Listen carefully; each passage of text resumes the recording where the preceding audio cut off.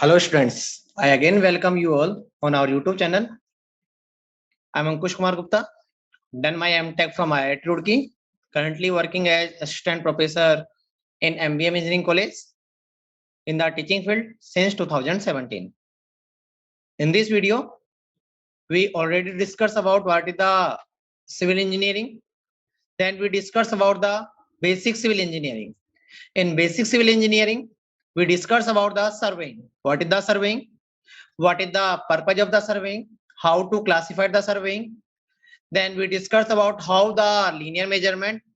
Linear measurement is done with the help of the chain, tape, ranging rod, arrow, plumbo. These instruments are used in the measurement of linear measurement. Then we discussed about the accuracy and precision. After the accuracy and precision, we discussed about the kind of the error. After the kind of the error, we discussed about the source of the error. Then we discussed about the error in the chain measurement due to the standardization. What is the means of the standardization? If you have the chain is less than and greater than the design length of the chain, then the error is occur. We discussed about the scale. What is the scale? How we can represent the scale, type of the scale. Then we discuss about the error in the scale, error due to the wrong scale. Then we discuss about the shrunk scale, how we can eliminate the error due to the shrunk. Then we discuss about the correction in the chaining. The error is occur during the measurement due to wrong standardization, due to temperature, due to slope, due to pull, due to sag and other. Then we can apply the correction to eliminate these error. And we already discussed about the how we apply the correction when the correction is positive and when the correction is negative. We already discussed that if the length of the chain you are using is greater than if the length of chain you are using is greater than design length of the chain, then correction is positive. If the length of the chain is less than the design length of the chain, then measured length value is more than the actual length, then correction is negative. We already discussed.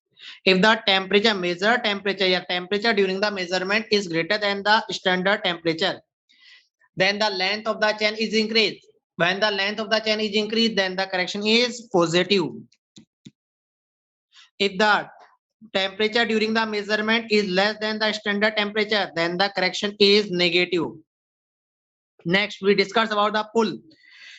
If you applied the pull or tension during the measurement is greater than the standard pull, then the length of the chain is increased. Then the correction is positive.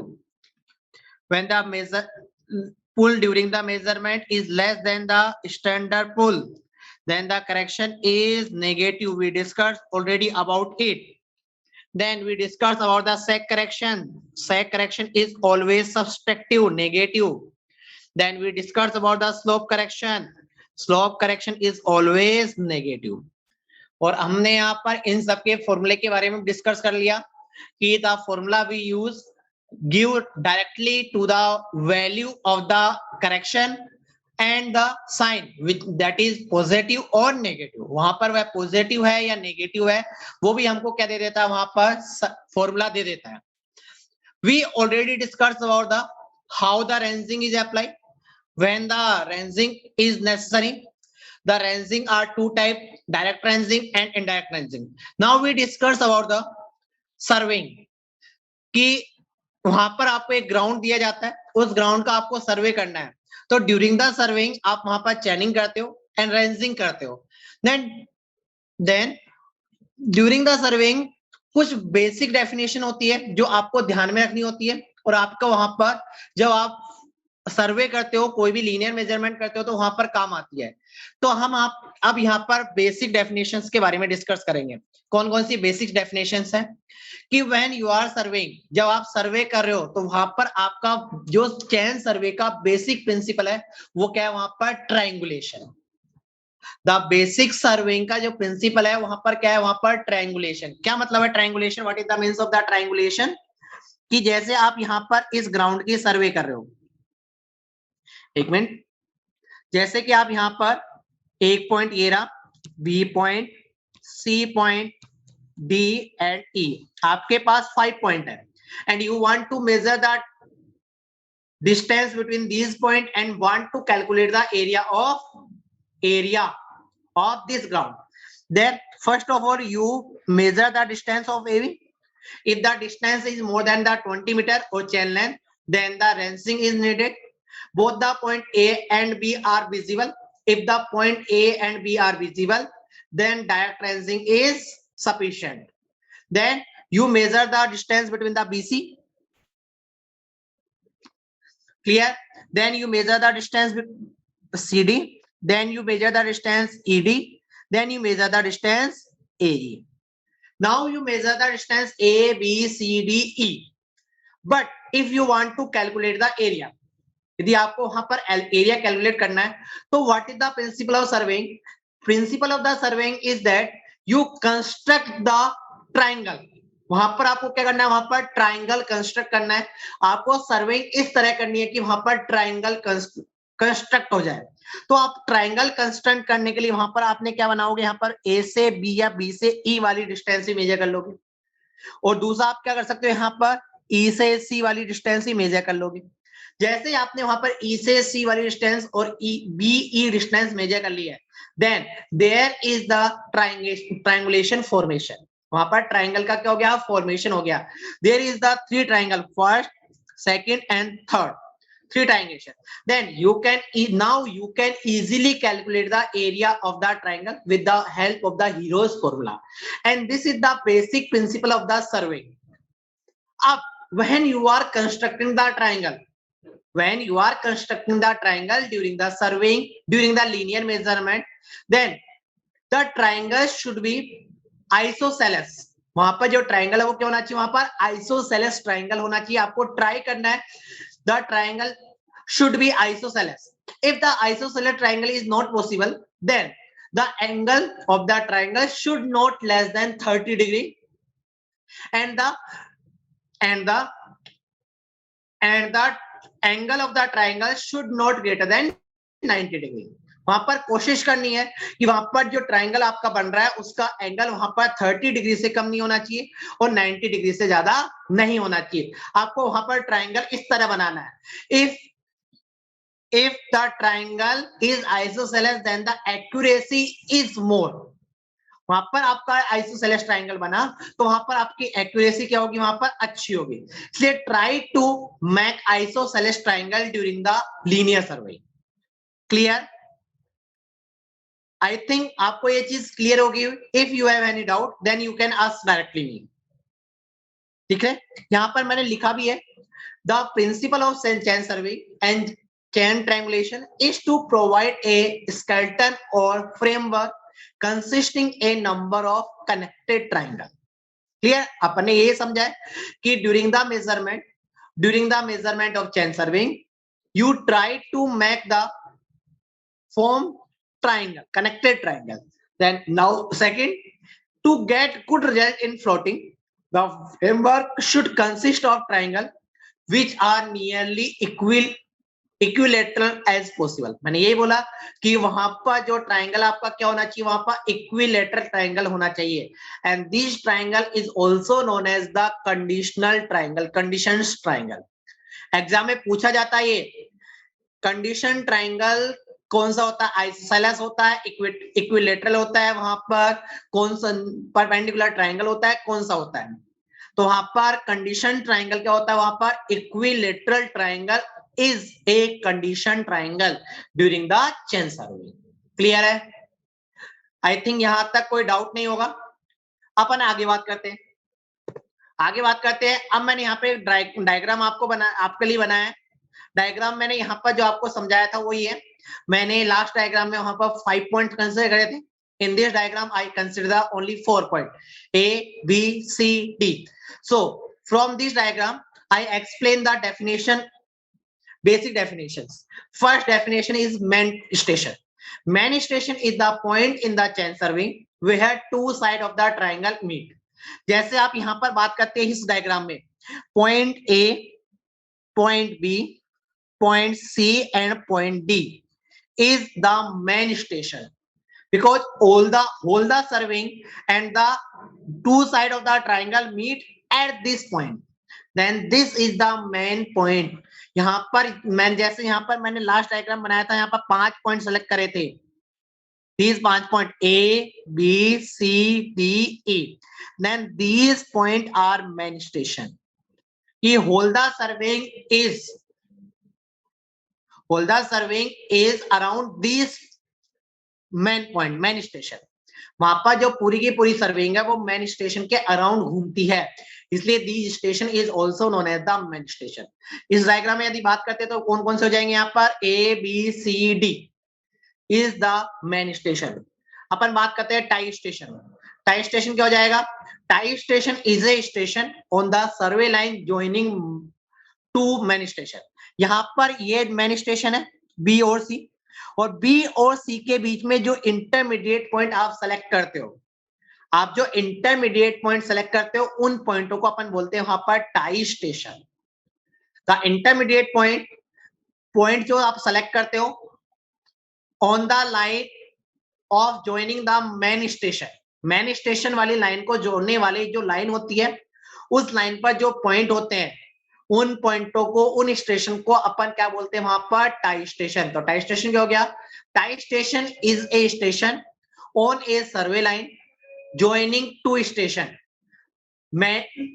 To main station को जोड़ने वाली line पर जो point होते हैं, that point is known as the tie station.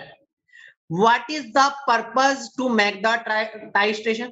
First purpose is to make the ranging so that there is no error due to the incorrect ranging. Second purpose of the tie station is to float and to collect the interior detail of the area. वहां पर जो interior detail होती है area की, जिसको भी अपन सर्वे कर रहे हैं, उसको कलेक्ट करने के लिए वहां पर टाई स्टेशन की रिक्वायरमेंट होती है।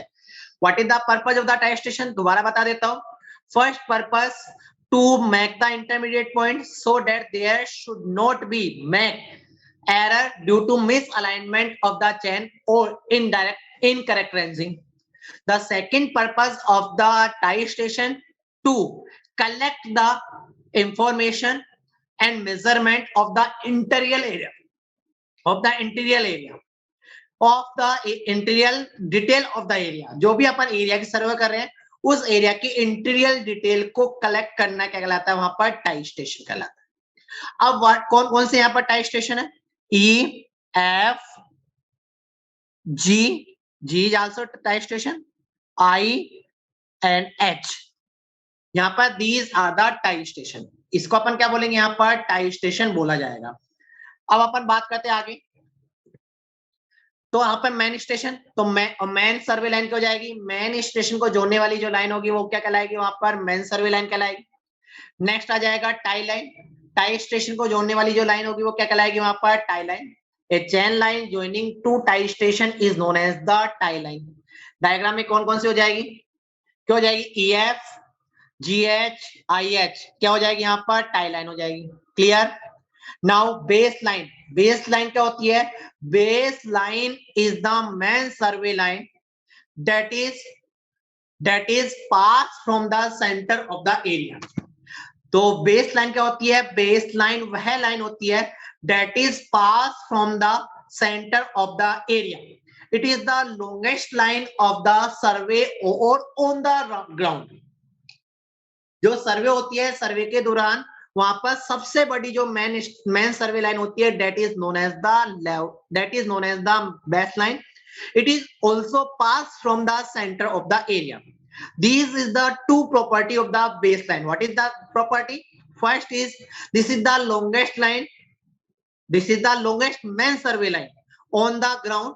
Second is it is passing through the center of the area. These are the, so in the diagram AB is the baseline. Clear? Now we discuss about then the next check line. Check line and the proof line क्यों बनाई जाती है कि we collect the information in the field work and we measure the length of the check line and the computed line should be equal. आपने वहां पर सर्वे के दौरान वहां पर जो लाइन मेजर करी, then you decide the scale and draw a drawing sheet, and drawing sheet पे आपने बाद में क्या करा, उस चेक लाइन की लेंथ कैलकुलेट करी है. तो वहां पर जो आपने मेजर करा है एंड कैलकुलेट जो करा है, दैट शुड बी इक्वल. वहां पर वे दोनों इक्वल है या नहीं है. If the measure line and the computed line are equal, it means your survey have no error. If the measure length of the check line and the computed length of the check line have different value, then then the measurement have the error. Then in that condition the correction is required. Have you understand what is the check line? Check line and the proof line is provided to check the accuracy of the field work. How you check the accuracy? You measure the length of the check line during the measurement, then you make a plan of the measurement and you choose the scale, and after choosing the scale and drawing the plan, then you calculate the length of the check line. If the length of the check line and the measured length of the check line is equal, it means your survey work is accurate. If these two values have different, these two values are different, then there should be error. Then you should need to eliminate these error using the correction. Clear? If I discuss in the diagram, then CK and GJ. CK is line this, CK and DJ is the check line. यहाँ पर ये दोनों line क्या है, वहां पर check line है. Check line का पर्पस कोई डिटेल मेजरमेंट के लिए नहीं होता है. चेक लाइन का पर्पस डिटेल मेजरमेंट के लिए नहीं होता है. Only purpose of the check line is to find out the accuracy of the field work.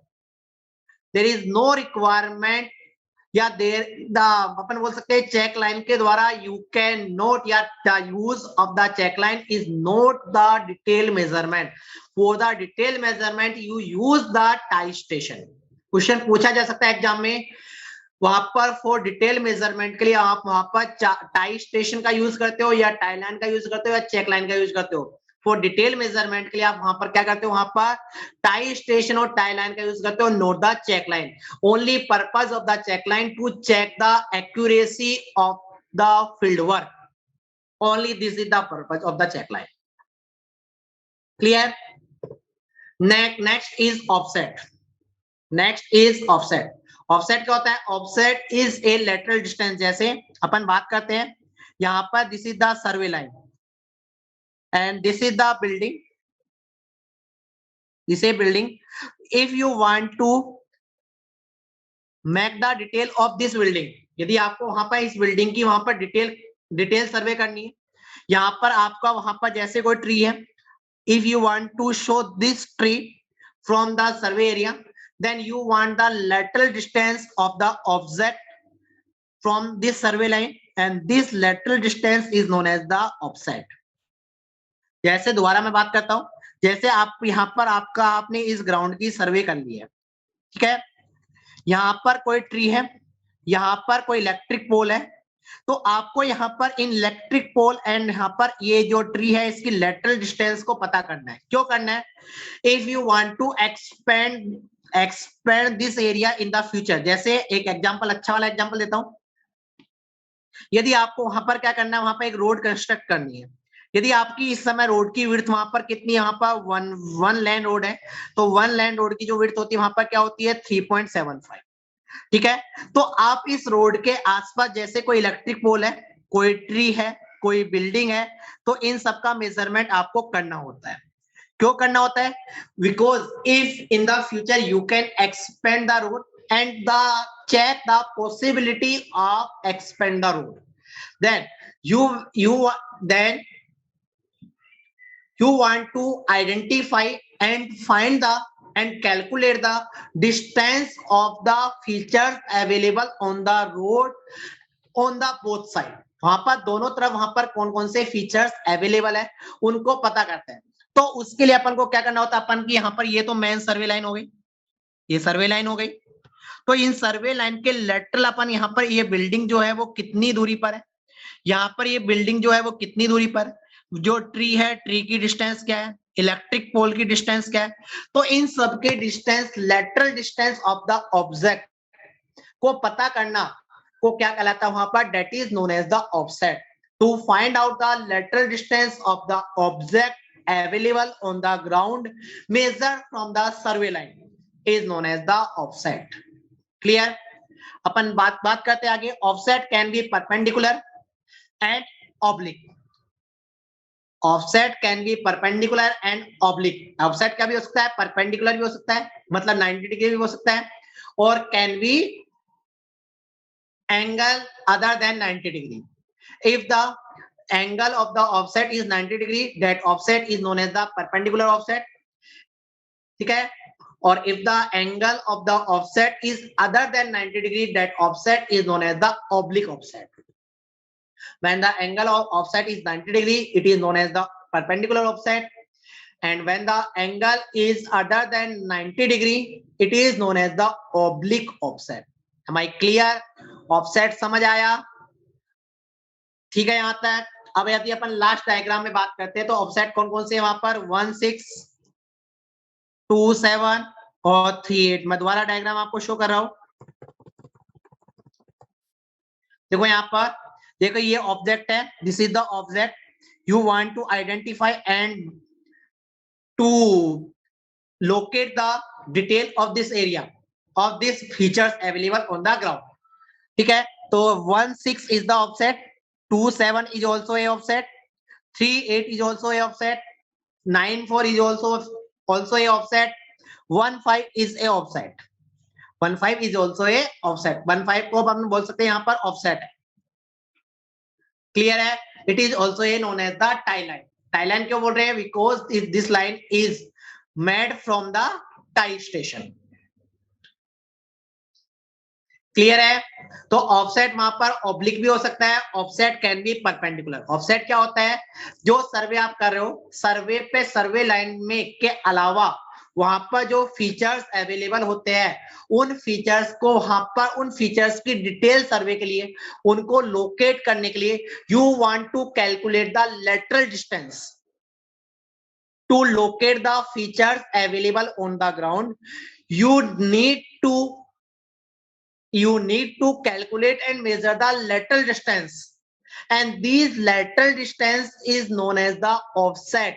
At that, it can be perpendicular and it can be inclined or oblique. If the angle is 90 degree, that is known as the perpendicular offset. If the angle is other than 90 degree, it is known as the oblique offset. Clear? अब बात क्या है यहाँ पर, how to take the perpendicular offset। Perpendicular offset कैसे लेते हैं, देखो यहाँ पर समझिए। If this is the chain line, main chain line A B हो सकता है। If you want to locate this features available on the earth, clear? Then the process is that you use the tape for the locate the offset and locate the features available on the ground। तो वहां पर क्या करना है आपको यहाँ पर tape का जो एंड है, पॉइंट है, उसको यहाँ पर पकड़ना है, जो भी फीचर आपको सिलेक्ट करना है, और इसको सेंटर मान के आपको क्या करना है, वहां पर एक आर्क ड्रॉ करनी है। इसको सेंटर मान के क्या करना है, वहां पर आपको एक आर्क ड्रॉ करनी है। और आर्क यदि यहाँ पर ड्रॉ करोगे तो वहां पर जिस पॉइंट पर आपकी डिस्टेंस मिनिमम आती है, the point eight which distance is minimum, the point eight which the distance is minimum. तो वहां पर डिस्टेंस मिनिमम कहां पर आती है, मैं दोबारा ड्रॉ कर रहा हूं यहाँ पर, ये ए बी लाइन हो गई, माना कि ये फीचर्स है, ये फीचर्स आपको वहां पर ड्रॉ करना है, तो वहां पर आपको क्या करना है, वहां पर आर्क बनानी है।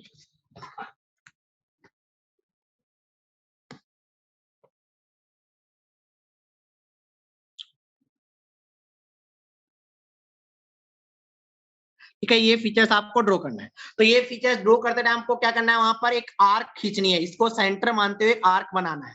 इसको सेंटर मान के आर्क बनाएंगे तो वहां जहां पर ये आर्क इसको टच करेगा, जहां पर this is the tangent to the arc, at the point of tangent the distance is minimum and angle is 90 degree. tangent and the radius is perpendicular to the each other and these distance is minimum। तो अपन को ये पता नहीं है perpendicular, लेकिन जहां पर आप यहाँ पर क्या कर रहे हो, यहाँ पर टेप का एक एंड पकड़ रहे हो, यहाँ पर एक एंड पकड़ के आप क्या कर रहे हो, इसको रोटेट कर रहे हो, रोटेट करके वहां पर आर्क बना रहे हो। तो यहाँ पर यदि आप यहाँ पर बात करोगे डिस्टेंस ज्यादा आएगी और यहाँ पर बात करोगे डिस्टेंस ज्यादा आएगी, तो इस पॉइंट पर आप जैसे आओगे तो डिस्टेंस ऑफ द टेप क्या हो जाएगा, वहां पर मिनिमम हो जाएगा। और जिस पॉइंट पर डिस्टेंस मिनिमम हो जाएगी उसी पॉइंट को बोल देंगे कि यहाँ पर दिस फीचर इज टेंजेंशियल या this feature is perpendicular at this point. यहाँ पर ये पॉइंट क्या वहां पर परपेंडिकुलर है उस पॉइंट का। क्लियर है? तो आपको आर्क बनानी है और जहां पर आर्क 90 डिग्री का 90 डिग्री का एंगल बना लेता है या जहां पर आर्क की डिस्टेंस मिनिमम होती है, that point is known as the 90 degree to the tangent because radius and the tangent is are right angle to each other। ठीक है, मैंने लिखा भी यही यहाँ पर, मैंने देखो यहाँ पर डायग्राम भी देख सकते हो, यहाँ पर पी पॉइंट को लोकेट करना है तो क्या करना है, प्रोसेस समझ लीजिए। द लीडर जो होगा वो क्या करेगा, वहां पर मैंने बात करी थी, वहां पर there are the two person, first is leader and second is follower. The leader क्या करेगा, यहाँ पर जीरो पर उसको क्या कर लेगा, वहां पर होल्ड करेगा पॉइंट पी पर।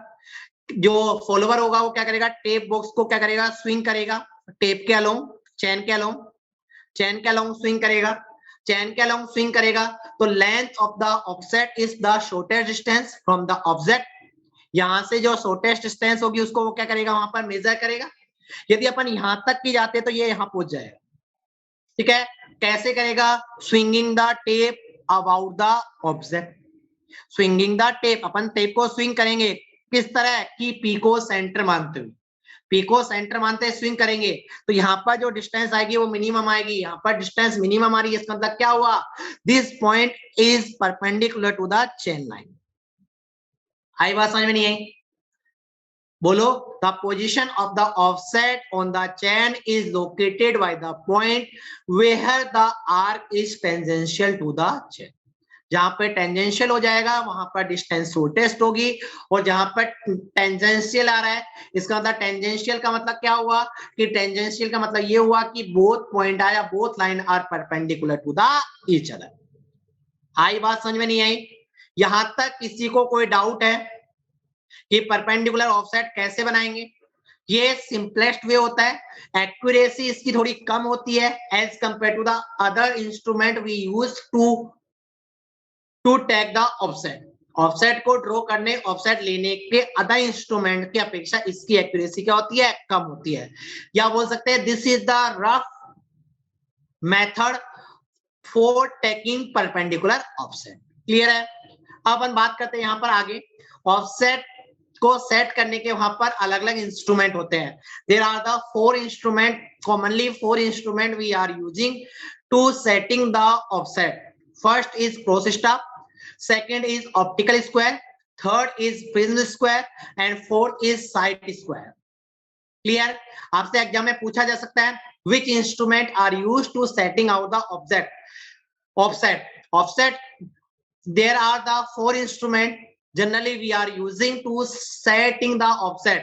these are the cross stop, optical square, prism square and side square। अपन थोड़ा थोड़ा सबके बारे में पढ़ लेते हैं। What is the cross stop, diagram से समझिए। ये अपन बोल सकते हैं यहाँ पर cross stop is only use for right angle offset, perpendicular offset के काम आता है। From the cross stop you can not set the oblique offset. It is also important point, cross stop is only used when you need to 90 degree offset from the cross stab you cannot set oblique offset. Clear है? यहां पर क्या होता है, यहां पर diagram में आगे अगले में, ठीक है, यहां पर जो क्रॉस स्टाफ होता है, cross staff is also the 3 types, open cross staff, French cross staff और एडजस्टेबल क्रॉस स्टाफ. अब होता क्या है वहां पर, मैं डायग्राम से समझेंगे अपन पहले. देखिए यहां पर, यहाँ पर ये क्या होता है, यहाँ पर ये आई वेन होता है और यहाँ पर ये भी आई वेन होता है. यहाँ पर 2 लाइन ऑफ द साइट होती है, ऑब्जेक्ट वेन होता है, तो एक लाइन ऑफ द साइट हो गई और this is also the second line of the site. यहाँ पर 2 लाइन ऑफ द साइट हो गई. क्लियर है? समझ आ रहा है? ये क्या है, ओपन क्रॉस स्टाफ है. यहाँ पर ओपन क्रॉस स्टाफ अपन क्या करते हैं, यहाँ पर एक रोड होती है स्टील की, उसके ऊपर रख देते हैं. ठीक है, यहाँ पर 2 क्या होता है, वहां पर लाइन ऑफ द साइट होती है, this is the first line of the site and this is second line of the site. क्या करते हैं अपन, सबसे पहले इसको चेन के अलोंग रखते हैं, चेन के अलोंग रखते हैं, अपन यहां से देखते हैं और इसको अपन क्या करते हैं, स्विंग करते हैं, जब तक घुमाते हैं जब तक कि this line of the sight is along the chain line. जैसे यहाँ पर ये लाइन ऑफ द साइट हमारी चेन लाइन के अलोंग हो जाती है, ये लाइन ऑफ द, ये चेन लाइन है, ये माना कि line of the site of the cross staff है, ये दोनों जैसे एक दूसरे के अलोंग हो जाती है तब तक अपन घुमाते हैं. ठीक है, अब उसके बाद क्या करते हैं अपन, ये काम हो गया. हमको क्या करना है, वहां पर परपेंडिकुलर ऑफसेट सेट करना है. तो अब यहाँ पर जो second line of the site का आई वेन, यहां से अपन देखते हैं, यदि अपन को वहां पर वो ऑब्जेक्ट दिखाई दे रहा तो अच्छी बात है. यदि ऑब्जेक्ट दिखाई नहीं दे रहा तो अपन क्या करते हैं, यहाँ पर इसको शिफ्ट करते जाते हैं. यहाँ पर सिर्फ इस तरह करते हैं कि यहाँ पर इसकी पोजीशन यहाँ पर हमेशा चेन लाइन के अलोंग रहनी चाहिए. इसको अपन सिर्फ तब तक करते जाएंगे जब तक कि अपन को ऑब्जेक्ट दिखाई ना दे जाए. जैसे अपन को ऑब्जेक्ट दिखाई दे रहा है तो यहाँ पर क्या हो रहा है कि these 2 line of the sight is always perpendicular. तो यदि यहाँ पर हमारी चेन लाइन ये है, एक लाइन ऑफ द साइट हमारी यदि ये है, तो दूसरी लाइन ऑफ द साइड हमेशा क्या होगी, परपेंडिकुलर होगी. माना कि यदि हमारा ऑब्जेक्ट यहाँ पर है पी पॉइंट, तो अपन क्या करेंगे, यहाँ पर क्रॉस स्टाफ को इधर शिफ्ट कर देंगे, यहाँ पर शिफ्ट कर देंगे. और कब तक शिफ्ट करेंगे, जब तक कि अपन को ऑब्जेक्ट विजिबल ना हो जाए. जैसे ऑब्जेक्ट विजिबल हो गया तो इसका मतलब अपन को डायरेक्शन पता लगे कि ऑब्जेक्ट इस डायरेक्शन में है, डायरेक्शन पता लगी. अब अपन टेप की सहायता से या चेन की सहायता से अपन डिस्टेंस मेजर कर लेंगे, दिस इज द डिस्टेंस. तो हमारे पास क्या आ गया, ऑफसेट पता लग गया कि हमारी चेन लाइन से कितनी डिस्टेंस पर पॉइंट पी अवेलेबल है और किस डायरेक्शन में अवेलेबल है. हमारी चेन लाइन से पॉइंट पी किस डायरेक्शन में अवेलेबल है और कितनी डिस्टेंस पर अवेलेबल है. This is the method we are using when we use the open cross stab to make the perpendicular and to set the perpendicular offset. Clear है? देखो मैंने थ्योरी में भी यही लिखा है, it is provide 2 pair of vertical slice. Vertical slit होता है यहाँ पर ये 2 पेयर, एक पेयर ये हो गया एंड सेकंड पेयर ये हो गया. तो इससे क्या होता है, वहां पर 2 लाइन ऑफ द साइट होती है and these line of the sight is perpendicular to each other. Clear? Next is the cross staff is set at a point. किसी एक पॉइंट पर सेट कर लिया जाता है, मैंने बोला था cross staff is set at a point and on the point from which the right angle is to run and it is turn until the ranging rod of the pole of the survey line. यही मैंने बोला कि यहाँ पर इस point पर अपन ने क्या कर दिया, सेट कर दिया और यहाँ पे एक लाइन ऑफ द साइड को इस तब तक टर्न करते जाते हैं जब तक कि यहाँ पर ये चेन लाइन के अलोंग ना आ जाए. ठीक है, one line of the side pass through the ranging road fixing at the end of the survey line. मैंने यही बोला कि एक लाइन ऑफ द साइड क्या हो रही है, वहां पर चेन लाइन के अलोंग क्या हो रही है, वहां पर पास हो रही है. एंड दूसरे जो लाइन ऑफ द साइड है उससे अपन क्या देखते हैं, वहां पर ऑब्जेक्ट को देखते हैं. ऑब्जेक्ट को कब तक देखते हैं, जब तक कि वह बाइसेक्ट हो जाए. When the object is bisect from the second line of the side, it means the offset is set. तो अपन ने क्या कर लिया, वहां पर offset, we obtain the direction of the offset. हमारे पास क्या आ गई, ऑफसेट की डायरेक्शन आ गई. नाउ यूजिंग द टेप और chain you can measure the distance of the offset. आई बात समझ में नहीं आई? बोलो, दोबारा समझाना है, एक बार फिर से रिपीट कर देता हूं. क्या करेंगे, माना कि ये हमारी एक चेन लाइन है. ठीक है, सबसे पहले हमारा क्या करेंगे, यहाँ पर जो इसको किसी एक पॉइंट पर सेट कर लेंगे, एक पॉइंट पर सेट करने के बाद वहां पर इसको तब तक घुमाते रहेंगे जब तक कि एक लाइन ऑफ द साइट हमारी जो एक रेंजिंग रोड ये है, एक रेंजिंग रोड ये है, इन रेंजिंग रोड की लाइन से पास ना हो जाए। रेंजिंग रोड की लाइन से पास हो गई, हमको ऑब्जेक्ट देखना वहां पर पी। आप क्या करना है, यहाँ पर जो क्रॉस स्टाफ इसको इसकी तरफ शिफ्ट करते रहना है, तब तक शिफ्ट करना है जब तक कि हमारी second line of the side से पॉइंट बी बाइसेक्ट ना हो जाए। जैसे ही हमारी point P second line of the side से बाइसेक्ट हो जाएगा, जैसे हमारा point P second line of the side से बाइसेक्ट हो जाएगा, इसका मतलब क्या हो गया, B obtain the direction of the features of the P. हमने क्या कर लिया, पॉइंट पी की डायरेक्शन का फीचर्स हमने पता कर लिया। और नाउ यूजिंग द टेप और chain you major the distance of this line. ठीक है, आगे बात समझ में। तो ओपन क्रॉस स्टाफ कैसे यूज करना है समझ आ गया। इसी तरह होता है अगला French cross staff. What is the advantage of the French cross staff?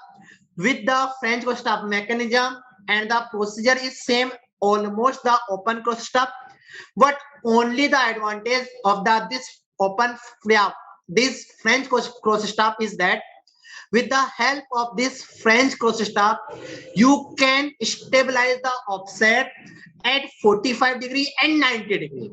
यहाँ पर आप 45 डिग्री और 90 डिग्री दोनों का वहां पर क्या कर सकते हो, वहां पर ऑफसेट सेट कर सकते हो।